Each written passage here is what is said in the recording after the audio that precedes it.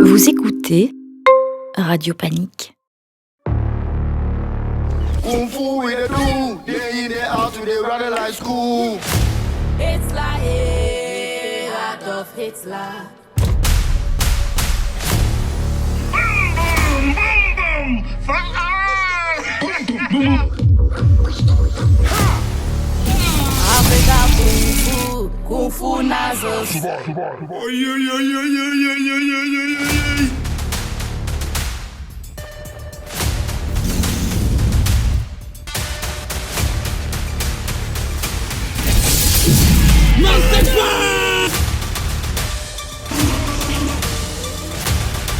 Afrika Kung Fu Nazos.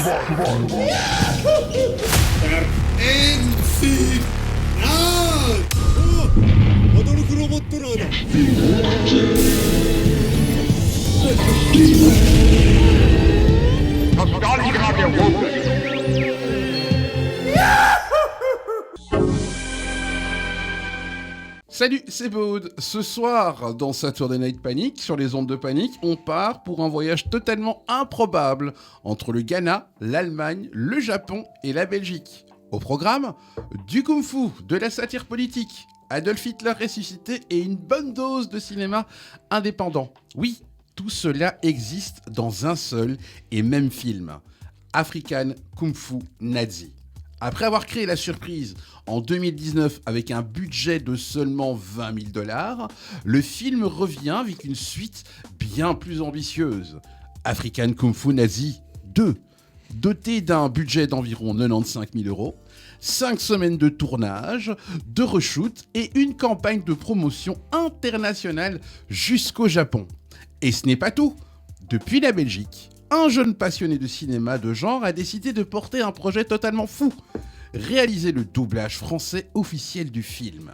Crowdfunding, casting de voix, ingénieur du son, collaboration avec les réalisateurs et objectif de projection en salle. Une aventure menée avec une énergie communicative. Ce soir, je reçois Gabriel Constantin Dehain, l'homme qui veut faire parler Hitler en français. Salut Gabriel et bienvenue sur les ondes de Radio Panique. Bonjour Baud, merci de me recevoir. Alors, pour commencer simplement, comment présenterais-tu African Kung Fu Nazi 2 à quelqu'un qui n'en a jamais entendu parler? Bien, African Kung Fu Nazi 2, déjà c'est la suite d'African Kung Fu Nazi 1. On est bien d'accord. Et c'est marrant parce que j'y ai pensé juste avant l'émission, mais quand j'y pense, on présente jamais African Kung Fu Nazi comme un projet qui est de longue durée, mais comment dire... en fait, quand on s'intéresse un peu au cinéma africain, on tombe souvent sur des films qui sont très bas budget, mais qui sont très, très souvent ambitieux. Et ce qu'il y a de très drôle, en fait, enfin pas de très drôle, mais qui est devenu culte avec le temps sur l'internet européen, c'est justement de tout plein d'extraits de ces films-là. Et en fait, on présente souvent African Kung Fu Nazi 1 comme étant le projet de Sebastian Stein, qui est le réalisateur, le deuxième producteur et la personne qui joue Hitler dans les deux films. Mais en fait, ce qui est ultra intéressant, c'est de voir que c'est pas du tout le premier film qui a été fait par cette équipe-là. Il y a plein de trucs qui sont devenus, en tout cas, si je vous parle du film 2016, par exemple, il a fait un gros buzz dans les émissions What the Cut sur Internet il y a une petite dizaine d'années.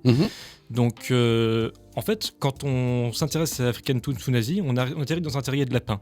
Mais pour présenter simplement le film, African Kung Fu Nazi 1, on pourrait dire que c'est un nanar volontaire, mais on est plus sur une comédie d'action parce que quand on voit les scènes d'action et surtout la manière dont on joue, on ne le joue pas comme dans un de ces films de requins qu'on voit d'un dimanche matin. Les gens y croient à fond, mais c'est juste que pour eux, c'est vraiment comme un gros délire finalement. Donc mais plus précisément, African Kung Fu Nazi raconte grosso modo l'histoire de Hitler qui n'est pas mort en 1945, mais qui s'est enfui au Ghana, où il a maîtrisé une nouvelle forme de karaté qui lui permet de rester jeune de manière indéfinie. Et et qui dit karaté dit baston. Et vu que son but ultime est évidemment de reprendre le contrôle de l'entièreté de la planète, il va commencer par le Ghana et va se débarrasser des maîtres en arts martiaux locaux. Ça je le dirai après, mais ça, c'est déjà, rien que ça, c'est assez intéressant de voir le kung-fu au Ghana. Mais il y a une culture de ça, enfin j'en parlerai peut-être après. Mais donc voilà, African Kung Fu Nazi, c'est une comédie d'action avec Hitler en rôle principal. Je trouve que rien que ça, c'est de l'or. Ok. Le premier film coûtait $20 000. La suite atteint près de 95 000 €. Qu'est-ce que cela change concrètement à l'écran ? À l'écran, ça se remarque pas tant que ça, mais parce que d'ailleurs j'en parlais avec Sébastien Stein, le réalisateur. En fait, il m'expliquait que c'était surtout du pragmatisme parce que en fait le Ghana, à l'époque du premier film, ils avaient une monnaie qui était stable mais plutôt faible. Ils ont traversé une crise financière et depuis 2023, il y a eu un gros boom économique, donc c'est pour ça qu'il y a eu un plus gros budget. Ouais. Mais au-delà de ça, comment ça se traduit à l'écran ? Ça se traduit par une meilleure caméra déjà, parce qu'un des gros défauts du premier film, c'est que c'était sûrement filmé à l'iPhone. Je lui ai pas demandé, mais on dirait vraiment. On dirait, oui, je crois aussi, mais on peut avoir confirmation. Hein. Quelque part, c'est presque une bonne chose, parce que quand on voit la qualité des effets spéciaux, ça permet de faire un peu cache-misère. Oui. Du coup, la caméra est bien mieux, et même l'étalonnage, tout ce qui est lumière et même prise de son, je trouve que c'est au-dessus. Mais par contre, ils ont vraiment embrassé le côté nanardesque du film. Donc niveau effets spéciaux, c'est un peu la même chose. Donc l'un dans l'autre, on gagne au change. Qu'est-ce qui t'a fasciné dans cet univers au point de vouloir créer un doublage français officiel ? La qualité du doublage du premier film, déjà, qui est assez incroyable, parce que, en plus, Sébastien Stein m'a dit qu'il ne savait même pas que ce doublage existait. Apparemment, ce serait juste un studio qui avait le film sous la main et qui s'est dit, tiens, on va le doubler. Du coup, ils avaient que 3 personnes pour faire le doublage. Du coup, à mon avis, c'est ça qui a participé au côté culte du premier film. Mais pourquoi est-ce que j'ai voulu faire un doublage du deuxième ? Eh bien, parce que, en fait, le film il est resté plutôt confidentiel. Hein. C'est juste parce qu'il a eu une redécouverte vers 2020 avec des youtubeurs qu'il est devenu culte par chez nous. Donc, je me suis dit que faire un doublage français pour le deuxième film, ça permettrait de faire découvrir un peu cet univers qui est ce qu'il est. Mais au-delà de ça, je trouve le film très drôle, et finalement je trouve presque le film un peu touchant, parce que justement c'est pas un nanar volontaire, c'est vraiment juste une comédie avec pas de budget. Donc. Comment es-tu entré en contact avec les réalisateurs Sébastien Stein et Samuel Kansa ? Eh bien, ce qui est bien, c'est que ils ont conscience que leur film a eu un grand succès sur le net. Donc, ils sont très actifs. Ils ont une chaîne officielle, qui est une chaîne YouTube officielle qui s'appelle African Kung Fu Nazi. Où d'ailleurs, on peut retrouver leurs autres films parce qu'ils se sont essayés au cinéma d'horreur et ils font beaucoup de mini-séries. C'est comme ça qu'ils font pour alimenter leur studio. Et du coup, je suivais beaucoup la chaîne YouTube pour voir l'avancement du deuxième film. Et je suis rentré en contact avec Sébastien Stein d'abord par IMDb, mais pour que ce soit, disons, par souci de facilité, on a fini par opter par Instagram, parce qu'il est beaucoup plus réactif là-dessus.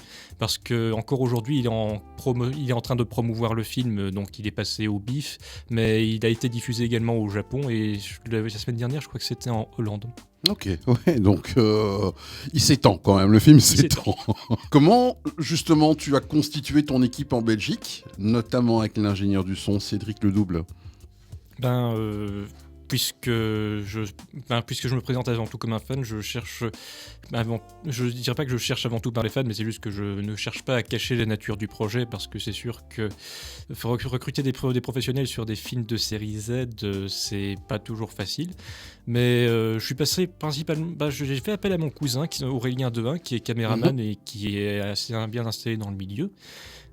Qui m'a recommandé d'aller dans plusieurs écoles et notamment sur le site Synergie. C'est là-dessus que j'ai recruté l'ingénieur du son. Et pour le reste de l'équipe, pour être honnête, je la constitue encore un petit peu au niveau des acteurs en tout cas. D'accord. Pour l'instant, on est 5 et il y en a plusieurs qui veulent encore repasser des petites auditions. Donc voilà, c'est un peu fait de briques et de broc, mais il y a quand même une sélection, faut que ça donne bien. Où en est aujourd'hui la campagne de financement participatif sur Ulule, et quels sont les principaux défis ? Les principaux défis, c'est de savoir toucher le public là où il faut, parce que comment dire, d'habitude sur les films de série B, il y a souvent des forums où on en discute, notamment il y a Nanarland, et là pour le coup malheureusement il n'y a pas vraiment de Discord dédié, donc il y a du monde, mais ils sont tous un peu éparpillés. Donc ce que j'ai opté pour une stratégie qui est de faire un peu comme Sébastien Stein, de faire une page Instagram où on alimente l'avancement du projet. Et donc où en est le crowdfunding lui-même, eh bien il n'est pas vraiment hyper loin, mais quelques personnes qui ont déjà déboursé, j'essaie de les relancer pour qu'elles puissent faire de la promotion auprès de d'autres personnes qui seraient intéressées justement. Comment participer à ce crowdfunding s'il y a des auditeurs, auditrices qui nous écoutent ? Eh bien, heureusement que tu l'as déjà dit, c'est sur le site Ulule, et rien qu'en tapant African Kung Fu Nazi 2 en VF, c'est le nom de l'URL, eh bien c'est le premier résultat, donc c'est déjà chouette. Et sinon, il y a la page Instagram officielle qui est du même nom. Et ce qu'il y a de bien, c'est que Sébastien Stein et le site officiel African Kung Fu Nazi Movies repostent chaque story qu'on fait pour pouvoir faire la promotion du projet. Si tout se passe comme prévu, quand pourra-t-on découvrir cette version française en salle ? Bien, pour être plus précis, je pensais à commencer par les salles des Grignoux, parce que vu que c'est une coproduction ghanéo-japono-allemande, eh bien les Grignoux, non seulement ils sont fans de films de genre, mais en plus ils aiment bien tout ce qui touche un peu de près ou de loin à l'Europe. Donc si vous êtes sur Namur ou sur Liège, il y a de grandes chances que vous la découvriez, mais en septembre, parce que ils sont difficiles à joindre et qu'ils avaient déjà fait la sélection pour les films de l'été.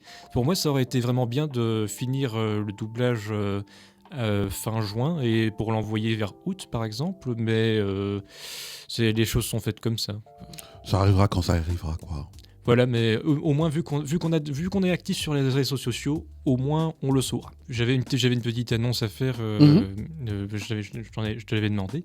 En fait, c'est vraiment de l'ordre du caméo, mais un des acteurs qui a été confirmé, qui vient faire un caméo, qui vient de France, eh bien, c'est le youtubeur Ganesh2, qui est très connu pour ses imitations, pour ses parodies de spots de pub. Et vu qu'il y a une grosse scène qui est très importante dans le film, parce que dans le deuxième film, tout tourne autour de la propagande et de comment les gens finissent par aller du mauvais côté parce qu'ils se font séduire en fait.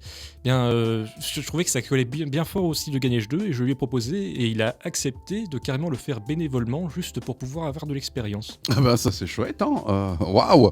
Bah merci pour cette petite anecdote, hein. Donc African Kung Fu Nazi 2. Merci à toi Gabriel, d'être venu partager avec nous cette aventure aussi improbable que passionnante.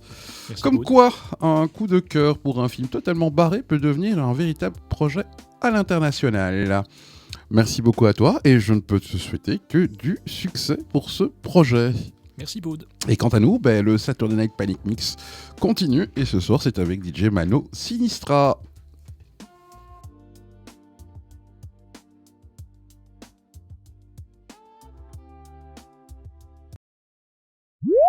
Vous écoutez Radio Panique.